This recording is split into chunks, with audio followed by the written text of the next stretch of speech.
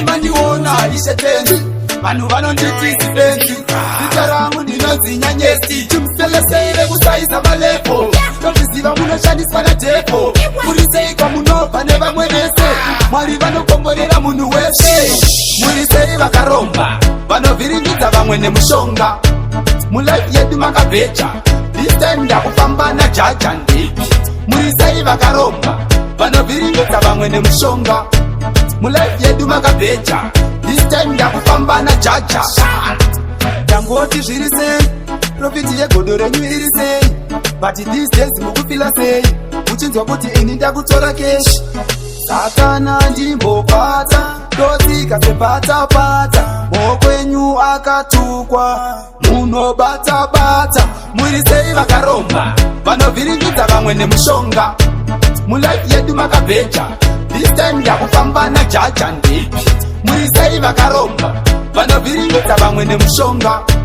mulife yedu makabheja this time ndakufamba najaja pamwe pacho ndomboshaya kuti ndodini ndozoguma ndongokutiri makadini ndiri badza musanditore mupini ndozviziva ndiri mwana wekwamainini kahunu kenyu aka mukapedza mukakandire imbwa inonge tine mikwese-kwese wesisonge aikuti tine mindawo zonge muri sei vakaromba vanovhiringidza vamwe nemushonga mulife yedu makabheja this time ndakufamba najaja ndipi muri sei vakaromba vanovhiringidza vamwe nemushonga mulife yedu makabheja this time ndakufamba najaja ndangoti zviri sei profiti yegodo renyu iri sei but these days mukufila sei muchinzwa kuti ini ndakutora keshi satana ndimbopata ndotsika sepatapata mokwenyu akatukwa munobata-bata muri sei vakaromba vanovhiringidza vamwe nemushonga mulife yedu makabheja this time ndakufamba najaja ndipi muri sei vakaromba vanovhiringidza vamwe nemushonga mulife yedu makabheja this time ndakufamba najaja